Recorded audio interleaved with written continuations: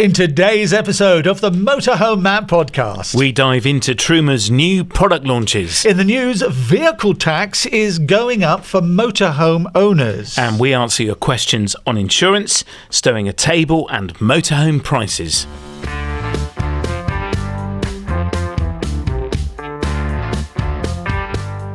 Welcome to the Motorhome Matt podcast. I'm Keith Gooden. And I'm Motorhome Matt. Industry insights and expert advice for the world of motorhomes, caravans and campervans, and brought to you by thatleisureshop.com and sponsored by Ripe. Now remember, please do follow on your favourite podcast app, or if you're watching on YouTube, click subscribe and the little bell. Our YouTube channel is sponsored by arabasecreative.co.uk. Let's delve into the news. Road tax is going up, Matt. It is indeed, yeah. The vehicle excise duty, as it's officially known, is going to be going up from the 1st of April 2025. So if you're a motorhomer and you're under 3.5 tonnes, you're what's known as private light goods. It's going up by another £20, which will take it to £365 a year. And for the first time in a long time, the private heavy goods vehicle class, so this is for motorhomes over 3.5 tonnes, is going up by £6 to £171. I don't know who came up with that figure, but anyway, it's going up. It's been £165 for years. So the fact I think that they're increasing it by this notional amount is a sign of what's to come next year. In this week's episode, what is an iNet and why are you excited? So this is the Truma control panel where you can remote control it from your phone. So you can cleverly send it a text and turn your water heating on or your van heating on from the beach or a walk or wherever. And the new Truma system has not featured that functionality since it launched. And every time I see any member of Truma, I ask them. And there's been a few times where they've been giving a presentation, they open the floor to questions. And Martin, the managing director, is giving the presentation. He looks at me and goes, "Oh, not again." And every time I see him, I ask him. It has finally been launched, and you can buy one with the iNet functionality from April this year. And they launched it at the recent Motorhome Caravan Show at the NEC, which I was very excited about. I'm delighted to be joined by another old school from the industry. I've finally got the managing director of Truma UK on the podcast, Martin Fitzpatrick. A very warm welcome. Thank you very much, Matt. Delighted to be talking to you today. Why has it taken 3 years for you to come on the podcast? I reckon we wanted to save this opportunity for some really big news. We didn't want to just go through the normal little things about little bits and pieces. We wanted to save it for a really big occasion, Matt. Well, today is that day. It certainly is. At Truma, you have launched a number of new products, and this is genuinely quite exciting. I'm not easily impressed, but today I am. Well, tell us what you've launched. I will. I'll start with our biggest launch today, which is our Combi Neo. For those people who are in the industry for a while, they might recognise Truma Combi as one of our heating systems. And the Truma Combi Neo is our latest in that line. Neo, I think it's from Greek, meaning new. That's exactly what it is. It's a new system. It's so new that it doesn't actually have any components from the existing Combi range. It's brand new. Every nut, bolt and part in there it's been designed from the bottom up, and it's been designed with a real key feature for the customer who goes carry on in motorhoming in mind, and that's endless showering. Now, if you're a caravan motorhome user and you're using your showers, you'll be in the habit of having a nice hot shower, but after a certain amount of time that water will run out and you'll have to wait for the next shower. The Combi Neo combats that problem by actually introducing endless showering all in one heating and hot water device. So it's something we feel is a little bit of a game changer for those people who like to go away. Picture this, a lady with long hair who likes maybe to use 1 or 2 conditioning products. She can take as long in that shower as she wants to. She's not going to have to rush because the hot water's going to run out. Or a family of 4 or 5 that are maybe getting ready for an evening meal and they're washing all the kids one after another. There's no limit on the amount of time that you can spend in the shower with the new device. The limit really is only as much water as you can get access to. So if you're in a motorhome with a big water tank, that's going to be fairly unlimited. If you're on a hookup site with a pitch, super pitch, where you can get water online, then you really can shower to your heart's content. Could you have launched this like 20 years ago? Because I have spent not only as a family telling the kids, don't be too long in that shower. and then it goes cold and we have to wait another 40 minutes for our Truma boiler to warm it up again. And I've spent the last 15 years with hire customers explaining why the water's not hot yet. How long has it been on? 10 minutes? Yeah. You need to wait another half an hour. You're dead right, man. You've been a bit of a pioneer in some of those things you've done, but like myself, you're a user of the product. I think it's so easy to look back and think of things you could do. We're looking forward about the things that we're bringing to the marketplace. I've also had those sort of PR trips sometimes where there's been 10 of us wanting to shower, and it's been real Navy showers of 30 seconds each, turn the water off, turn it back on. But this is a game changer for us that we're actually so proud to launch here. Truma's just celebrated 75 years in business. And during that time, we invented many things for the caravan industry. We were the people to invent the first heater in the 60s, which allowed people to use caravans and motorhomes during the winter period. You know, this is the start of our next 75 years. I think someone told me we've made over 6 million heaters. Wow. This is the first of hopefully the next 6 million. And we're really proud in the UK that the first global customer is Autosleepers. They've actually started here in the UK, and they're at this show proudly selling vehicles with a new Combi Neo in. So let's just stick with the features of it then. So it runs on gas and or electric as standard. Correct, that's right. We do a 4 kilowatt gas size or a 6 kilowatt gas size. In both of those, there is a 3 kilowatt electric system as well. Okay. So if you can use it solely on gas or solely on electric, or you can use it in hybrid mode where you use the two of them together. Now, in either device, that means you get a peak of 7 kilowatt of power. So we talk about endless showering, but of course the other thing it does is heating up the vehicle. So if you use that maximum power, you've got 7 kilowatts of power heating up your vehicle, which means you get it nice and hot very quickly. Yeah, really fast. Yeah, absolutely. I've been on some Arctic trips where literally within 15 to 20 minutes, you're having to turn the heating down. It can react that quickly. So one of the limitations of the old boiler is it wouldn't heat the motorhome if you had the hot water on. You had to turn the hot water off to get the van hot. Does this one have the same challenge? Well, it would actually do both of those, but it would be somewhat limited in trying to do everything in one go. Yeah. And in a similar way, what the Combi Neo will do is when you put it into your showering comfort mode, it will actually take just one time over the trip. So let's say we parked up for the weekend, Matt. You and I have gone away. The time we pitch up and plug in, only once do we have to warm up and wait. That's the first heat, because there's a small 6-litre tank in there that needs warming or priming to go. But after that first heat, the rest of the weekend, there's no waiting time. We're on shower mode, so the device will prioritise to get that water warm in that very short space of time, right. And then it will take over and get the vehicle nice and warm as well. Yeah. So this is like my combi boiler at home then? Almost. That's what what we're trying to create in a caravan or a motorhome. Your combi boiler at home is a lot more powerful. You've got 20 to 30 kilowatt of gas that it can get to, and it is instantaneous without the storage tank. But it is giving you the same effect here. We're actually saying in a caravan or motorhome, you can get that sort of feeling like you can at home, where you can actually just not worry about having to wait for a shower to come on. You just put it on and you shower away. And it's a smaller unit as well, isn't it, than the previous contender? It is indeed. The footprint's similar to the Combi we have, but it's a much lower profile. Yeah. So we made the promise to our manufacturing customers. If they're fitting the existing Combi, they certainly can fit the new one. But actually, with it being a lower profile, there might be some cases in lower bunks or tighter spaces where they can fit the new one, where they might have been restricted previously. Yeah. So the big question then is, can I retrofit one as a consumer? You certainly can. Obviously, you'd need the right qualifications. We are obviously a very safety-conscious company when it comes to gas and electric. But certainly if you had the existing Combi, you should have the space and the services to it that in time when we launch, probably in a year to 18 months, this in a single pack for retrofit, that we'd be able to work with our installers, that customers would be able to go and get this retrofitted. So it's probably going to be 2027 before we can buy this unit off the shelf and fit it ourselves, or get someone professionally qualified to fit it for us. Yeah, obviously our first line of sales is through manufacturers of new caravans and motorhomes. So those are the people that we're speaking to across Europe. And once we've satisfied that initial demand for it, then we'll be able to turn our attention to the literally millions of customers out there that might be so happy with their current vehicle, but just want these features.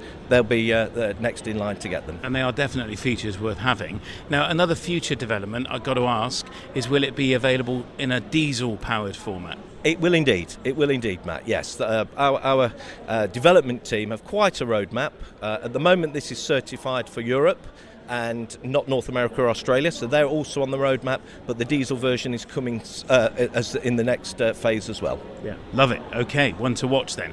Good news from Truma. Thank you. Well done. So the other big thing you've launched, finally, is the iNet facility for your current control panel. That's right, Matt, and this is something you've personally been very keen to get hold of. Every time I see you, I ask you, where is it? You do indeed, and I actually have your first device with me, so as soon as we finish this interview, I have one for you because we're keen for you to demonstrate it and get to play with this. So for those people who don't know as much as you at the moment, our control panel, the iNet X, is a touchscreen control panel in the vehicle.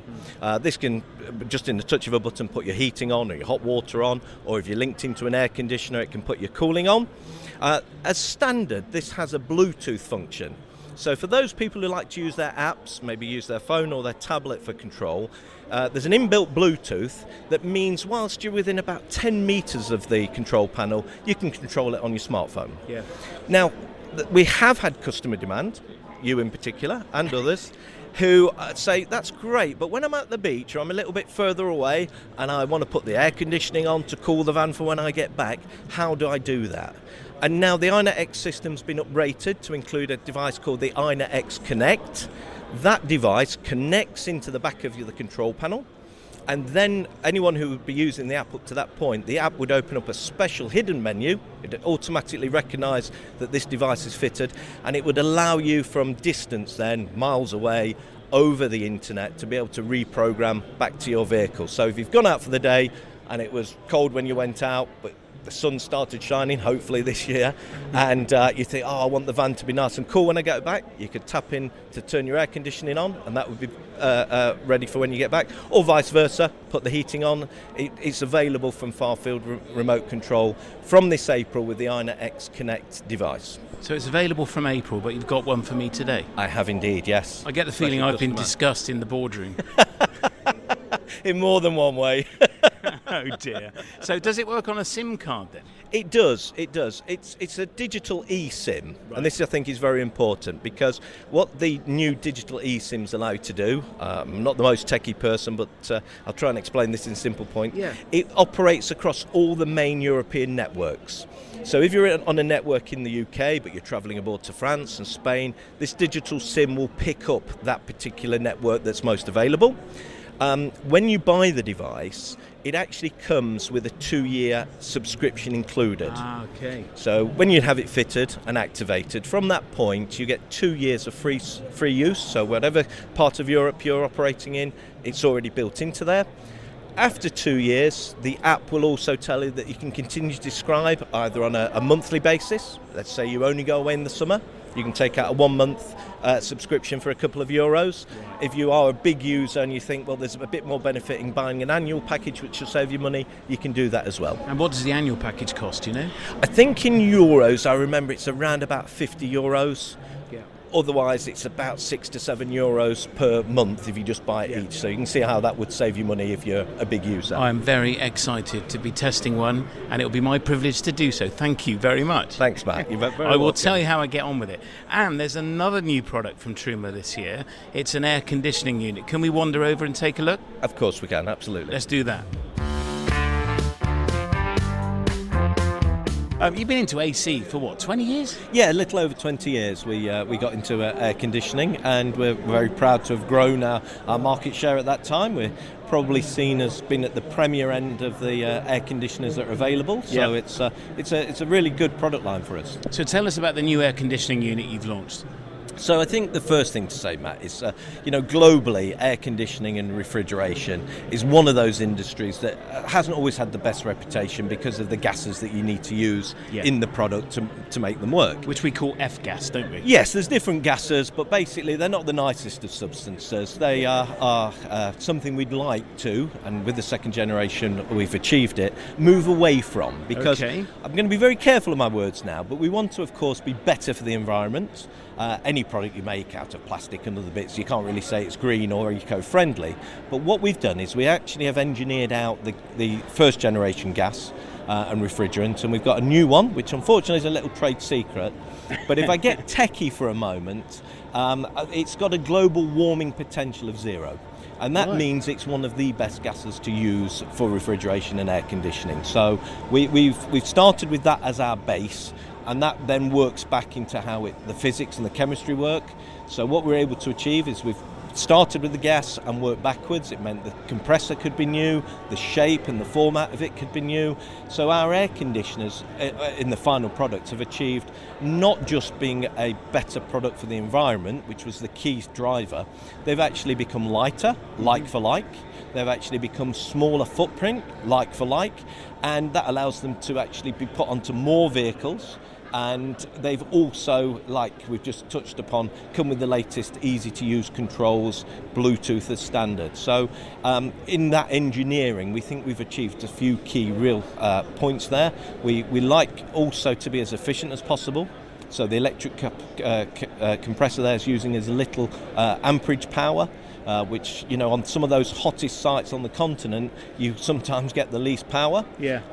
So when you need it most. So we've made sure that our product's cooling off as little as 4 or 5 amps when it's actually running, and we've put a softer start in there so you don't get some of these peaks that you sometimes achieve with starting up an air conditioner. Well, that was always our problem. The one place we wanted to use our Gen 1 Truma unit was in France. We got a 5 amp supply. Turn it on, bang, campsite's off. Can't use it. It's really annoying. It can be.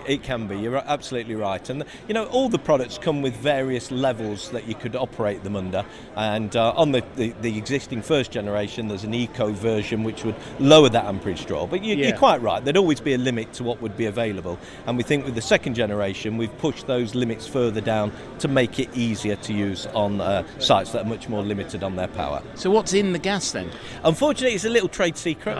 It is a little trade secret. I don't want to catch you out then. And I guess in time a lot of our competitors will try and catch up. But you know, this is a gas that is, as I say, it still has to come out of the earth, so it's not eco-friendly, but it is one that's causing the least amount of damage possible to the environment, and of that we're quite proud. Is it like the recipe for Coca-Cola? A little bit, but I certainly wouldn't drink it like Coca-Cola. So I'm intrigued then. So is the AC industry responding to this challenge in the same way, or is this a Truma-only kind of response? I'd love to say Truma only. It gives us a huge competitive advantage, but it is something that globally all air conditioners and refrigeration people have to do, because quite rightly the gases that are currently used are becoming less available. People want to restrict them, make them more expensive, so that people are almost commercially forced to find new solutions. Yeah. Now this is available retail, isn't it? I can go and purchase one from a stockist. You can sign up today, Matt, on our stand at the NEC, or you can go to your dealership stockist very soon and order them. We are launching 3 new models. All models come with reverse cycle heating, so when you turn the compressor the other way, they'll also do heating on there, and they are available from just under £2,000 to the top of the range one, about £2,400. So do you think we're going to see these more and more in vehicles that are non-gas? So we've seen this big trend for all electric, non-fossil fuel, assuming the electric's clean, of course. Is this ideal then to cool and heat a motorhome? Absolutely, yeah, that's quite right, Matt, that as people are moving towards all electric vehicles, this electric power, which is cooling and warming, is a solution that you can actually immediately drop onto some of these vehicles. And what have you called it? Have you given it a sexy new name? No, it's a little bit more pragmatic than that. It's the Aventa range, which we've established through the first generation, and we've very cleverly called it the second generation. You're like the second 7 crossing is what you've done. Exactly right, yes. So if you want to find out more, you can head to the Truma website, and it's all on there, isn't it? Tech spec. It is indeed. If you're lucky enough to come to the show this week, come and talk to us. We actually have a demonstration unit to demonstrate our air conditioners as well, and we can tell you all about the fit and compatibility to your vehicle. And no doubt you will have this at future shows as well. Absolutely, absolutely, okay. Matt. Yeah. Martin, thank you so much for coming on the podcast. It has been a long time coming. I know I've asked you 1,000 times. I really appreciate the time taking out to talk to me, and I know our listeners and viewers would really appreciate it too, so thank you. Thank you very much, Matt. It certainly won't be another 3 years. I'll see you soon. Right, I'll hold you to that. Right, where's my iNet? In the back. A massive thank you to Martin Fitzpatrick, the Managing Director of Truma UK, for agreeing finally to come on the podcast, and Holly and the team for helping us organise that as well. Great to meet you all. It's the Motorhome Matt podcast. I'm Keith Gooden. And I'm Motorhome Matt. And it's brought to you with thatleisureshop.com and sponsored by Ripe. Now, it is our Q&A, our questions and answers. We do it every week. We couldn't do it without you. Thank you for your questions. You ask them. And Motorhome Matt, for it is he. He is the expert. He will answer them. And if he doesn't know, he will go out and about and find somebody who does. I'm joined by Mel from Ripe. Hi there. Hi. How are you doing? I'm good, are you? Right, I'm very well. Yeah, Good. we've got a Q&A with John from Basingstoke. Has asked, I've been thinking of getting air suspension added to my van, and after watching your recent podcast, I decided to go ahead and use the Motorhome Matt approved company Air Ride. However, when I called my insurer, they said that if my suspension moved by more than plus or minus 6 centimetres, so just over 2 inches, they would no longer insure me. If I was less than this amount, they would charge a 10% premium. Air Ride were really surprised by this. Thanks in advance. John, Mel, what do you have to say about that? Yeah, that is the case with some insurers. However, with Ripe, we don't have any limit on or limitations on the lowering or hiring on suspension. All that we say is that you need to make sure that it is professionally done and also road legal. Okay, now your main concern, though, is safety, isn't it? In terms of making adaptations to a camper van. Can you just expand that a bit more, the bits you are concerned about? Yeah, sure. A lot of people are doing conversions these days. They're making modifications to their vehicle, which is fantastic. But I've got some top tips for your listeners on how to make sure that you can still get insurance. Number one is making sure that all the dangerous bits are professionally done. That's your heating, your electrics. Let's make sure everything's as safe as it possibly can be. Number two is to make sure that you're insuring not just the outside but the inside as well. One of the main things that we've come across through the customer feedback is that a lot of people are having to insure it as a van, not as a camper with conversions. What that means is all the hard work and the money that you've spent is not actually covered inside. Not a problem for us though, right? We'll cover it inside and out. That's fine. Modifications. Make sure that your modifications are obviously road legal, always. That's the most important thing. But also, the only things that we need to know at Ripe is if it affects your suspension, your performance, or your brakes. If it affects those, we need to know about it. If it doesn't, you've just changed a bumper or something like that, don't worry about it. Very good. So it makes it really simple for people making a conversion. And do you need people to evidence the conversion with photographs? So you said about ensuring the inside. Mm-hmm. Do you want to see evidence of that? Not up front. We don't ask for anything up front. In the event of a claim, they may ask for that. One of the things that you can do, you can try to register the van as a motor caravan with the DVLA. That will massively help. But if you can't, again, it doesn't matter. All here at Ripe, all that we need you to do is fit 7 simple requirements and we'll be able to offer cover. And to be honest, the requirements are what all campers should fit anyway. Yeah. So you heard it there from the horse's mouth. Sorry to call you a horse. No, but you will insure a van with windows as a camper van. Correct. There you go. That is a question we get asked a lot here. So if you need insurance, then make sure you go and check out a premium with Ripe, because you could save 15% if you ring them, quote Motorhome Matt, or click the link in this description. It's the Motorhome Matt podcast. I'm Keith Gooden. And I'm Motorhome Matt. And it's brought to you with thatleisureshop.com and sponsored by Ripe. We're in our Q&A, our questions and answers, and Jan is in Burton-on-Trent. Hi Matt, hi Keith. My name is Jan. I'm from Burton-on-Trent in the Midlands, a short drive from the Peak District. I bought a V-dub camper van during COVID and have now upscaled to a 6.3 metre Etrusco with a typical half dinette layout. I have a question about the table. When I received the van from new, it was covered in safety stickers on the inside, most of which I removed. There was nothing about the table. Is it safe and legal for a rear passenger to travel with the table in place? If I have to remove it, there's no dedicated place to store it while travelling, but it could go in the bathroom or under the bed. Your advice is greatly anticipated. Cheers, Jan. Cheers, Jan. Oh, he just said that, didn't he? So what's he going to do with his table then, Matt? Yeah, it's interesting. This has come up before. So in a British-built motorhome, there's often somewhere to stow the table in the wardrobe or behind the seat against a piece of furniture. But it's quite common for European-built motorhomes to not offer that. What we do is we leave the table in situ and we secure it with the driver or passenger's seat, depending on which side your habitation door's on. There's no law or rule around travelling with it in situ. You can. You're not breaking any law. Common sense needs to prevail, and be mindful if the table is loose and can come loose, then that could be a problem in an accident. But we push the chairs, the driver's seat, as I say, or passenger seat, up against it and push the table forward. It normally is on a slider, so you can move it forward and back.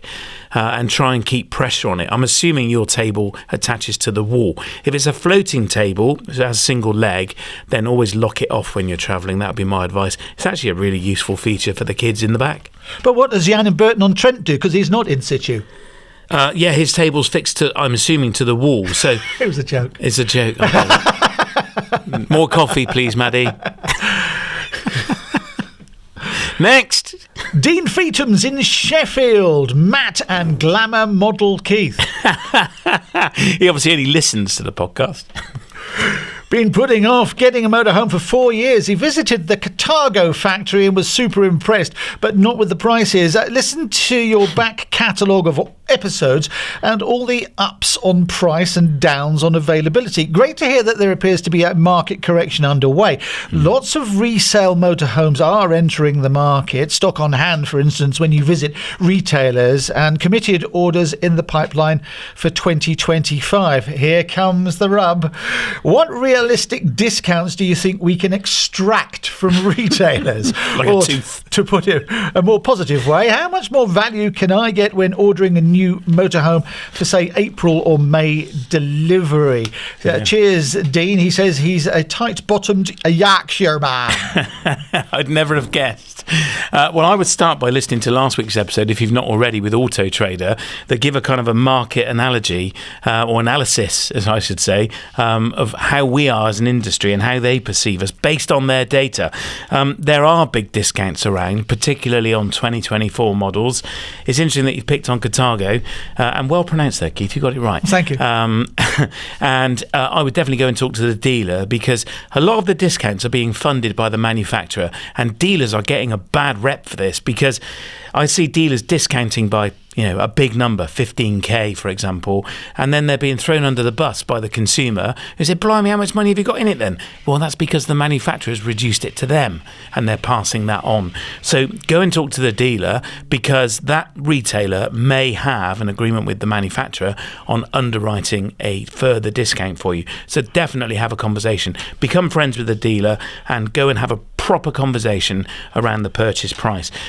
Typically 5k, sometimes I've seen 17k off some models, but certainly if there's 2024 stock around and they've got multiples of them, they will want to sell them before they get to what's known as a curtailment payment, when they have to start paying for the stock. So if your timing is good with a curtailment payment imminent, you may find you get a better deal again. Ask them the question, when are your curtailments due? You never know, they might tell you. Give them a wink when you say it. Oh, you can tell me. By the way, if you heard something in the background there, they're just sanding down my new wooden leg. If people want to ask you a question, Matt, what should they do? Please do, head to mhmp.info/ask Matt. You can fill in the form and we'll read it for you, or you can record it by pressing the little orange button. And if you're looking for trusted brands and services, then make sure that you visit the Motorhome Matt approved directory at mhmp.info/approved. That's mhmp.info/approved. And if you're one of the thousands watching on YouTube, please click subscribe and the little bell, which is all brought to you by arabasecreative.co.uk.